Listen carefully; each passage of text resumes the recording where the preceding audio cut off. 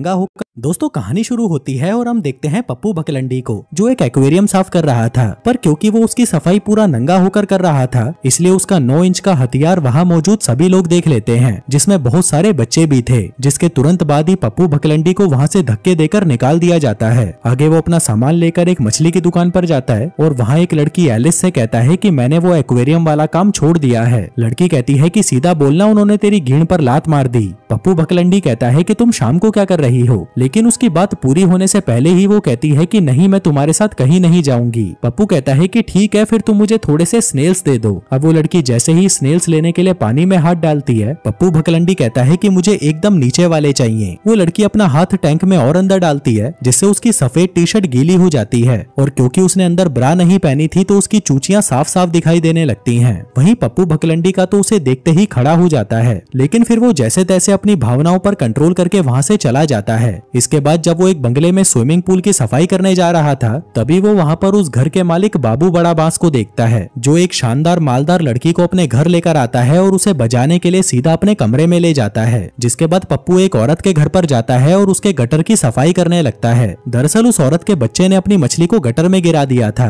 अब पप्पू अपनी घीण का पूरा जोर लगाकर इतना हिलाता है कि आखिर में वो गटर भी पानी छोड़ देता है और उसमें से वो मछली बाहर आ जाती है। वहीं वो औरत भी उसके काम से बहुत खुश थी। पप्पू भकलंडी कहता है कि अगर तुम चाहो तो मैं तुम्हें घोड़ी बना सकता हूँ, लेकिन ये सुनकर वो लड़की गुस्सा हो जाती है और उसे पैसे देकर वहाँ से भगा देती है। इसके बाद पप्पू भकलंडी वापस से बाबू बड़ा बांस के बंगले पर जाकर उसके पूल की सफाई करने लगता है, लेकिन तभी उसे एहसास होता है कि पानी के अंदर कुछ तो अजीब सा है। वो उसे देखने जैसे ही आगे बढ़ता है, तभी वो जानवर उस पर हमला कर देता है, लेकिन इसी दौरान बाबू बड़ा बांस वहाँ पर आकर उसे बचा लेता है। वो कहता है कि क्यों फालतू में उसकी उंगली कर रहा है। पप्पू भकलंडी कहता है कि शायद ये कोई मछली है जिसके बाप ने अलग अलग जगह पाप किया है। अब उस मछली ने पप्पू को काट लिया था, तो बाबू बड़ा बांस उसे अपने बंगले के अंदर ले आता है, लेकिन अंदर आते ही वो उसकी चप्पल खुलवा देता है, क्योंकि उसका एंटीक कारपेट बहुत महंगा था। आगे वो उसे अपने एंटीक हथियार दिखाता है और कहता है कि मुझे हथियार कलेक्ट करना बहुत पसंद है। पप्पू भकलंडी कहता है कि मैं तो बस फटे पुराने कच्छे इकट्ठा करता हूँ। जो बात सुनकर बाबू बड़ा बांस सोचता है कि ये तो घना ही चूतिया आदमी है।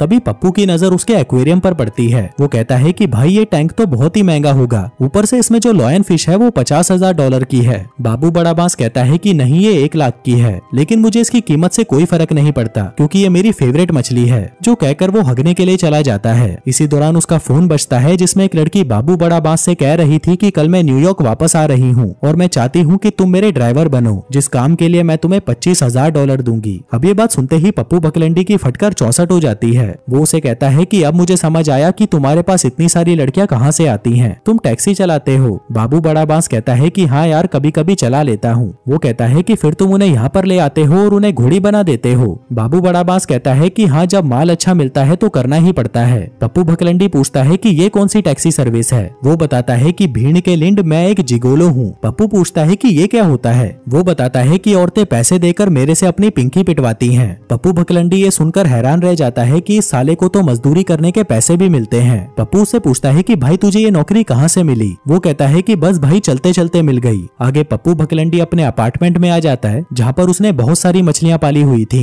जिसके बाद वो उनके टैंक में साफ पानी डालता है और खुद नाली का सड़ा हुआ पानी पीता है। कहता है कि जल्दी ही हम इस गटर से बाहर निकलेंगे। अगले दिन वो फिर से बाबू बड़ा बांस का पूल साफ करने उसके बंगले पर जाता है, लेकिन तभी बाबू बड़ा बांस आकर उसे कहता है कि मेरी प्यारी मछली को कुछ हो गया है। पप्पू भकलंडी उसे चेक करता है और बताता है कि पानी में एसिड की मात्रा बहुत ज्यादा है। मैं इसे तो ठीक कर दूंगा, लेकिन तुम्हारी मछली डिप्रेशन में चली गई है और अगले 48 घंटों में इसे कुछ भी हो सकता है, इसलिए तुम्हें इसका पूरा ख्याल रखना होगा। बाबू बड़ा बांस कहता है कि मुझे कल ही जरूरी काम से 2 हफ्तों के लिए स्विट्जरलैंड जाना है। पप्पू कहता है कि तुम्हारे लिए काम जरूरी है या मछली। बाबू बड़ा बांस कहता है कि फिर क्यों ना तुम ही यहाँ पर रुककर मेरी मछली की देखभाल कर लो। देखो मेरे पास सब कुछ है, खाना पीना है, टेलीविजन है, यहाँ तक की प्राइवेट पूल भी है, और अगर तुम इन सबसे भी बोर हो जाओ तो मेरी आइटम लोलो डायल है ना, तुम इसकी पिंकी बजा लेना। जो देखते ही पप्पू भकलंडी यहाँ पर रुकने के लिए तुरंत मान जाता है। फिर अगले दिन जाने से पहले बाबू बड़ा बांस पप्पू से कहता है कि मेरी कार का इस्तेमाल मत करना और ना ही मेरे फोन को छूना। पप्पू कहता है कि बिना कार और फोन के मैं टाइम पास कैसे करूंगा। तभी बाबू बड़ा बांस उसे दबोच लेता है और कहता है कि सुन भेड़ के दीने, अगर पीछे से तूने मेरे घर में कुछ भी गड़बड़ की ना तो ये तीर मैं सीधा तेरी गीड़ में घुसा दूंगा। जो सुनकर पप्पू भकलंडी की फट जाती है और वो कहता है कि साहब आप चिंता मत कीजिए। अब बाबू बड़ा बांस के जाने के बाद तो पप्पू भकलंडी की ऐश हो जाती है,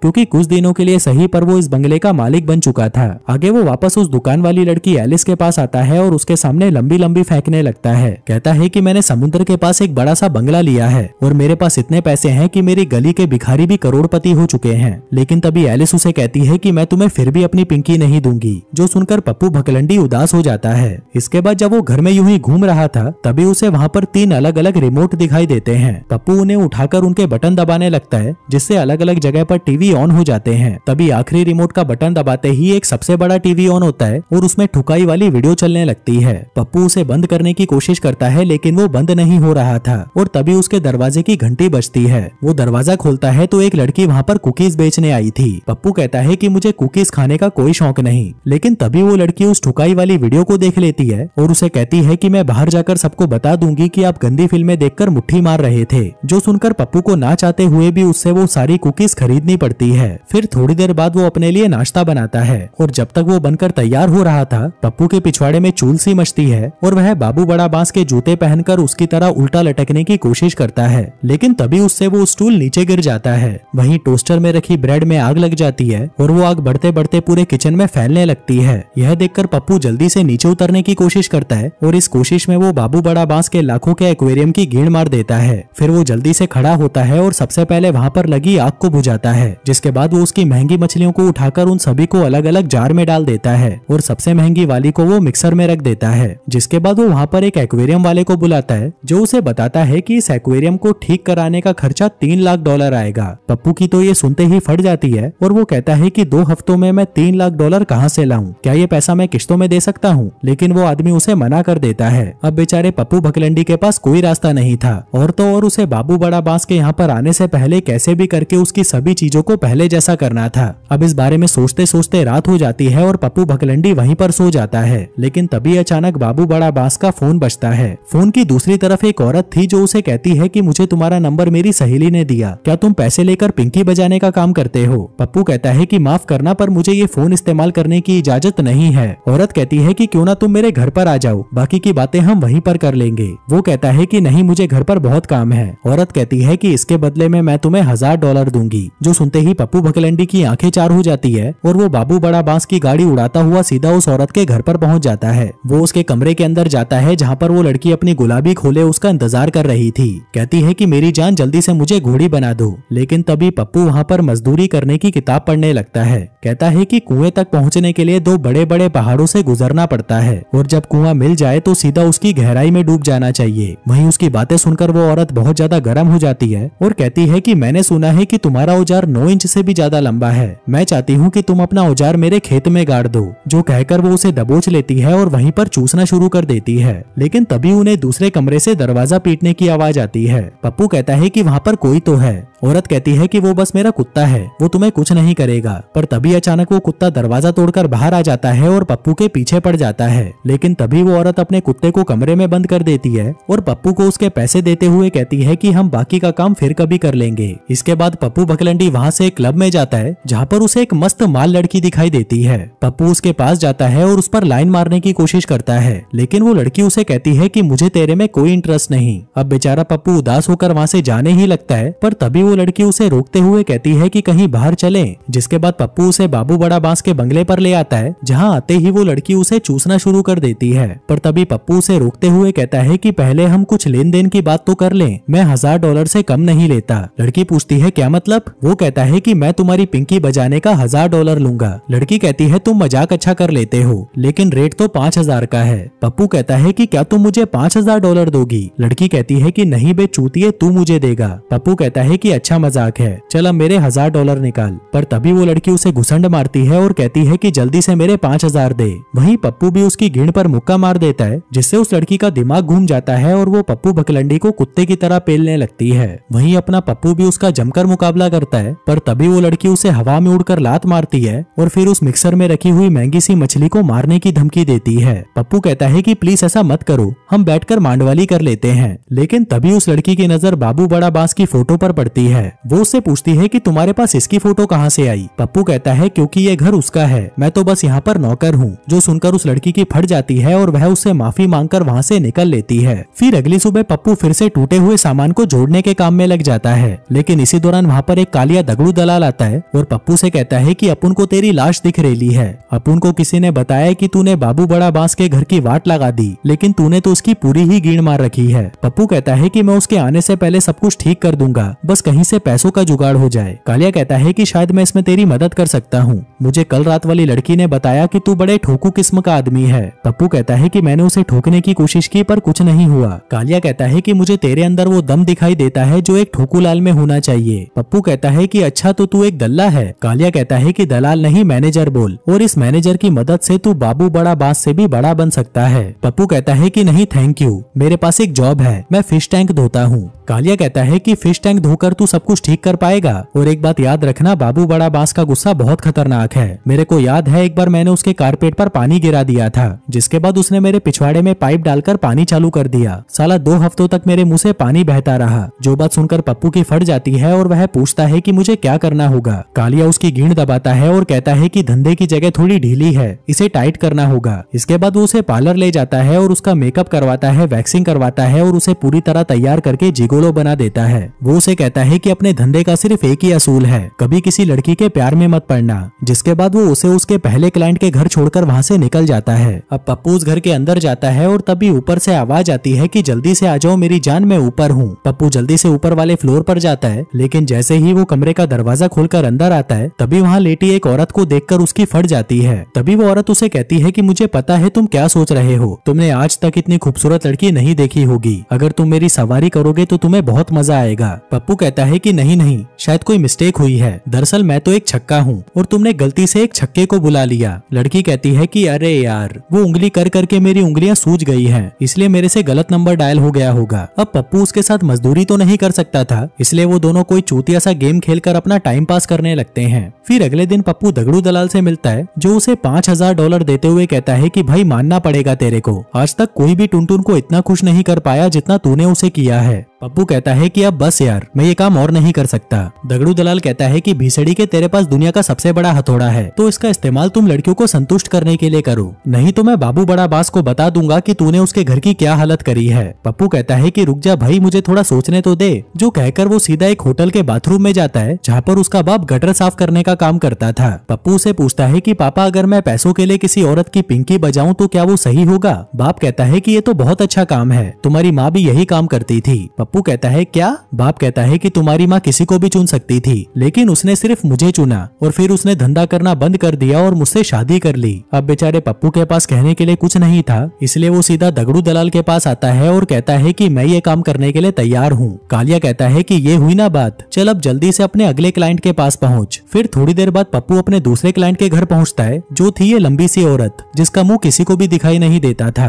खैर पप्पू फिर भी इसके साथ घूमने के लिए चला जाता है, जिस दौरान हर कोई उस औरत का मजाक उड़ा रहा था। लोग उसे कहते हैं कि तेरी तो बजाने के लिए सीढ़ी लगती होगी। अब वो दोनों कुछ देर ऐसे ही टाइम पास करते हैं और फिर शाम होते ही वो दोनों घर पर वापस आ जाते हैं और मजदूरी करने लगते हैं। लेकिन पप्पू उसकी लेना नहीं चाहता था, तो वह उसके पैरों की मालिश करने लगता है, जिससे वो लड़की पूरी तरह संतुष्ट हो जाती है। फिर अगली सुबह जब वो उसके घर से बाहर आता है, तभी उसे वहाँ एक पुलिस वाला मिलता है। कहता है कि मेरा नाम पोपट लाल है और मैं तुमसे कुछ सवाल पूछना चाहता हूँ, ये बताओ कि तुम बाबू बड़ा बांस के बारे में क्या जानते हो? पप्पू कहता है कि मैं तो बस उसके घर की देखभाल करता हूँ। तभी पोपटलाल उसे दबोच लेता है और कहता है कि जल्दी बता वो किन किन लड़कियों की पिंकी बजा चुका है। पप्पू कहता है कि मुझे सच में कुछ नहीं पता। पोपटलाल कहता है कि तेरे पास सिर्फ 3 दिन है, अगर तूने मुझे उन लड़कियों की इन्फॉर्मेशन नहीं दी तो मैं तुझे मार दूंगा। जो कहकर वो वहाँ से चला जाता है। फिर थोड़ी देर बाद पप्पू अपने अगले क्लाइंट से मिलने जाता है, जिसका नाम बबली बकचोद था। दरअसल उसे मिर्गी के दौरे पड़ते थे और इसी के चलते वो जोर जोर से गालियां बकती थी। बबली कहती है कि मेरे इन दौरों की वजह से ही मुझे पब्लिक प्लेस में जाने से मना किया गया है।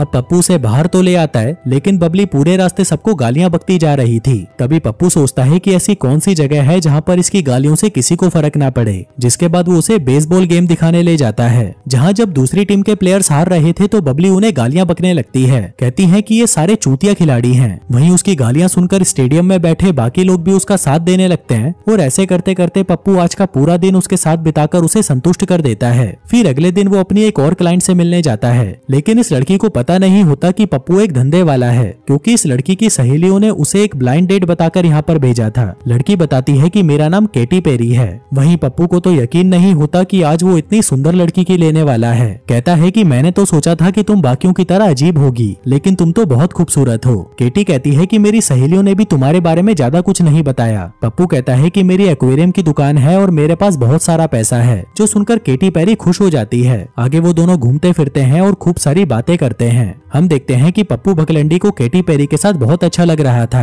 और वहीं केटी भी पप्पू के साथ समय बिताकर बहुत खुश थी। इसके बाद पप्पू उसे उसके घर छोड़ देता है। वो उसे चूसना तो चाहता था, लेकिन केटी अभी इसके लिए तैयार नहीं थी, इसलिए वो उसे बाय बोलकर वहाँ से चला जाता है। फिर अगले दिन पप्पू फिर से अपने अगले क्लाइंट के पास जाता है। इसका नाम कैरल होता है और इसे थोड़ी थोड़ी देर में सोने की आदत होती है। वो बताती है कि मुझे सोने की बीमारी है, इसलिए मुझे बाहर जाने से मना किया गया है, लेकिन पप्पू उसे फिर भी गेम खिलाने के लिए बाहर ले जाता है। और जब कैरल वो गेम खेलने लगती है तभी वो अचानक सो जाती है। अब ऐसे ही सोते हुए कैरल अपना पूरा दिन बिता देती है और पप्पू बकलंडी बिना किसी मेहनत मजदूरी के उससे अच्छे पैसे ले लेता है, जिसके अगले दिन वो बाबू बड़ा बांस के एक्वेरियम का काम भी शुरू करवा देता है, क्योंकि 3 दिन बाद वो यहाँ पर आने वाला था और उसके आने से पहले उसे सब कुछ वापस ठीक करना था। इसी दौरान वो अपने पुराने क्लाइंट से भी रेगुलर मिलता है और उनके साथ बिना कुछ करे वो उनसे खूब मोटी कमाई कर लेता है। फिर एक रात वो वापस केटी से मिलने उसके घर पर आता है, जहाँ पर वो अपनी अंधी दोस्त रोशनी के साथ रहती थी। आगे वो दोनों बीच पर घूमने जाते हैं, जिस दौरान एक आदमी को टट्टी जाता हुआ देखकर पप्पू बकलंडी को याद आता है कि आज तो उसके बाप का जन्मदिन है। केटी कहती है कि चलो उनसे मिलने चले। पप्पू कहता है कि नहीं, वो काम पर हैं, वो एक बहुत बड़े रेस्टोरेंट के मालिक हैं, लेकिन केटी फिर भी उनसे मिलने की जिद करती है, तो पप्पू बकलंडी उसे अपने बाप से मिलवाने ले जाता है। यहाँ केटी को देखकर पप्पू का बाप बहुत खुश होता है। कहता है कि मैंने कभी सपने में भी नहीं सोचा था कि तुम एक दिन इतनी खूबसूरत लड़की की पिंकी बजाओगे। ये तो वाकई में इतनी सुंदर है कि मेरा ही मन कर रहा है कि मैं इसे बजा डालूं।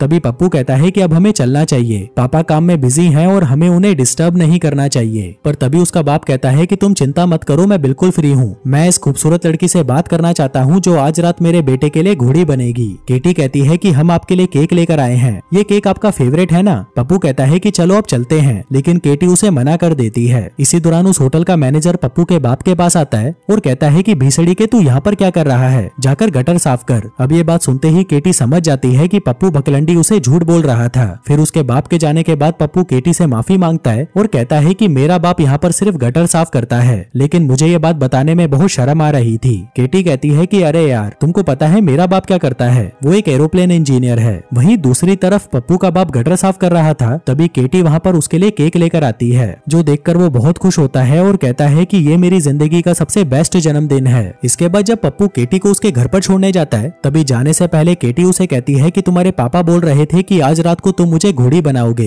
तभी वो दोनों एक दूसरे को चूसते हुए कमरे में आते हैं, लेकिन जैसे ही पप्पू केटी की पिंकी बजाने के लिए उसकी टांगे उठाता है, केटी की एक टांग उसके हाथ में आ जाती है। पप्पू कहता है कि भीड़ के लिंड ये क्या है। केटी कहती है कि मैं तुम्हें इस बारे में बताना चाहती थी, लेकिन मुझे डर था कि कहीं तुम मुझे छोड़ ना दो। जो कहकर वो रोती हुई बाथरूम में जाकर खुद को बंद कर लेती है। पप्पू कहता है कि मेरी जान, मैं तुमसे बहुत प्यार करता हूँ और मुझे कोई फर्क नहीं पड़ता कि तुम लंगड़ी हो, मैं बस जिंदगी भर तुम्हारे साथ रहना चाहता हूँ। जो सुनकर केटी को भी बहुत अच्छा लगता है, जिसके बाद वो दोनों वहाँ पर धुआंधार मजदूरी करते हैं। फिर अगले दिन जब केटी काम पर होती है, तभी पीछे से पप्पू बकलंडी उसकी सहेलियों के पास जाता है और उनसे कहता है कि मैं केटी से बहुत प्यार करता हूँ और मैंने वो काम भी छोड़ दिया है, मैं केटी से शादी करना चाहता हूँ। तभी एक लड़की कहती है कि तुम्हें सिर्फ उसकी पिंकी बजाने के पैसे दिए गए थे और वैसे भी वो कोई नॉर्मल लड़की नहीं है। ये सुनते ही पप्पू गुस्से में उन्हें कहता है कि तुम जैसे दोस्त होने से अच्छा है कि उसका कोई दोस्त ही ना हो, और ये लो तुम्हारे पैसे, मैं केटी को कभी नहीं छोड़ूंगा। जो कहकर वो वहाँ से चला जाता है। जिसके बाद वो दगड़ू दलाल से मिलता है और कहता है कि बस अब बहुत हुआ, मैं ये काम छोड़ रहा हूँ। दगड़ू कहता है कि फिर बाबू बड़ा बास के सामानों का क्या। पप्पू कहता है कि वो मैं पुराने तरीके से काम करके चुका दूंगा।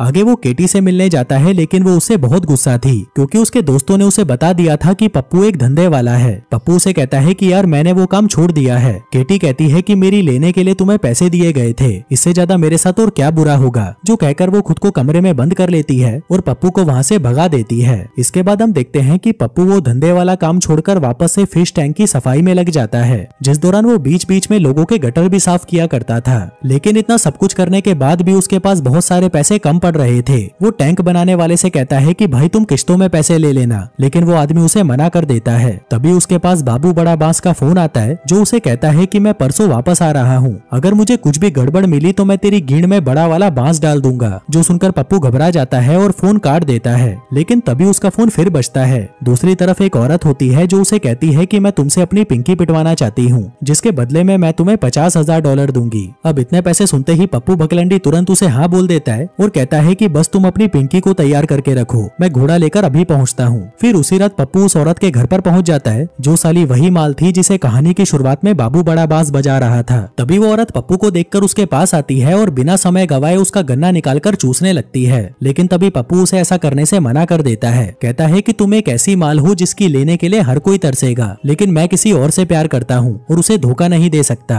वो औरत कहती है कि वो सब तो ठीक है, लेकिन मैंने तुम पर जो पैसा खर्चा किया है उसकी वसूली तो मैं करके ही रहूंगी। जिसके बाद वो पप्पू बकलंडी को पूरा नंगा होकर उसके सामने डांस करने को कहती है और पप्पू भी वैसा ही करता है। आगे काम निपटाने के बाद जब पप्पू वहाँ से निकल रहा था, तभी उसे वहाँ पर उस औरत का पर्स गिरा हुआ मिलता है, जिसके अंदर उसकी और पोपटलाल की फोटो थी। जो देखकर वो समझ जाता है कि पोपटलाल इसका पति है और वो इसे संतुष्ट नहीं कर पाता, तो ये इधर उधर मुंह मारती रहती है। आगे जब वो उसके साथ होटल से बाहर आता है, तभी वहाँ पर उन दोनों को केटी देख लेती है और पप्पू के मुंह पर चमाट मारकर वहाँ से चली जाती है। पप्पू उसे रोकने की कोशिश करता है, लेकिन वो उसकी एक नहीं सुनती। फिर अगली सुबह इंस्पेक्टर पोपटलाल पप्पू के पास आता है और उसे कहता है कि भीसड़ी के तूने मेरी पत्नी को ही पेल दिया, वैसे भी बाबू बड़ा बांस जेल जाने ही वाला है, अब तो उसके साथ तू भी जेल जाएगा। पप्पू कहता है कि मुझे अब समझ आया कि तू बाबू बड़ा बांस के पीछे क्यों पड़ा था, क्योंकि वो काफी सालों से तेरी पत्नी की मारता आ रहा था। पोपटलाल रोते हुए कहता है कि उस साली को तो 8 इंच का औजार पसंद है, लेकिन मेरा औजार सिर्फ 2 इंच का है, इसलिए वो इधर उधर मुंह मारती रहती है। पप्पू कहता है कि ऐसा कुछ नहीं है, तेरी वाइफ का 9 इंच के औजार से कोई लेना देना नहीं है, बस तुझे ये जानना पड़ेगा कि तेरी पत्नी तुझसे क्या चाहती है। जिसके बाद वो उसे वही डांस सिखाने लगता है जिसको देखकर उसकी पत्नी गर्म हो जाया करती थी। जिसके बाद हम देखते हैं कि पोपटलाल और उसकी पत्नी के बीच में सब कुछ ठीक हो जाता है, पर क्योंकि पप्पू बकलंडी का नाम बाबू बड़ा बांस से जुड़ा हुआ था, इसलिए उसके साथ साथ पप्पू बकलंडी पर भी केस हो जाता है। फिर अगले दिन कोर्ट की सुनवाई शुरू होती है, जहाँ पप्पू बकलंडी पर अलग अलग औरतों के साथ पैसे लेकर मजदूरी करने के इल्जाम लगाए जाते हैं। लेकिन इससे पहले कि जज कोई फैसला सुनाता, वहाँ पर वो सभी लड़कियां आती हैं जिनके साथ पप्पू बकलंडी समय गुजारा करता था, और वो अपनी गवाही में बताती हैं कि पप्पू बकलंडी ने कभी भी हमारे साथ मजदूरी नहीं करी, बल्कि उसने तो हमें ऐसा फील करवाया कि हम भी बाकी लड़कियों की तरह नॉर्मल हैं, जबकि समाज ने तो हमें कब का धिक्कार दिया था। वहीं उन लड़कियों के बयान सुनने के बाद जज पप्पू बकलंडी को समाज सेवी मानकर उसे बाइज्जत बरी कर देता है। वहीं दूसरी तरफ हम केटी को देखते हैं, जो एक हॉस्पिटल में काम करती थी, पर तभी वहाँ पर पप्पू बकलंडी मरीज बनकर आता है और उससे अपनी गलतियों की माफी मांगता है।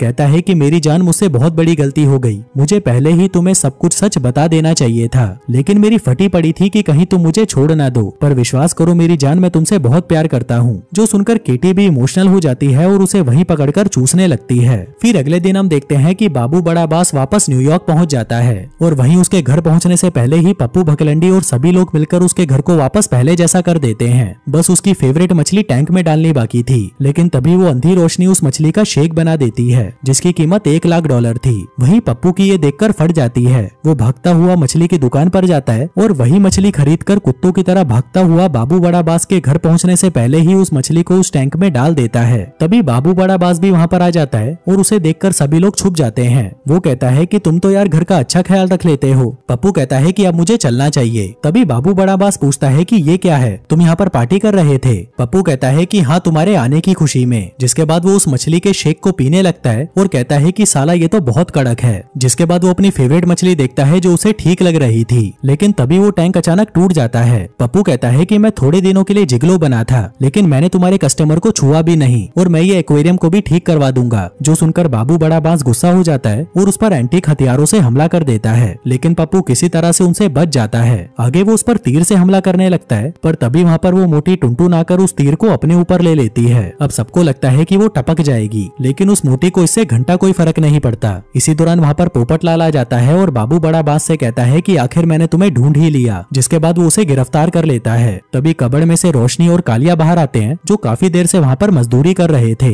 तभी मजदूरी के बाद रोशनी अचानक देखने लग जाती है। वहीं पप्पू बकलंडी और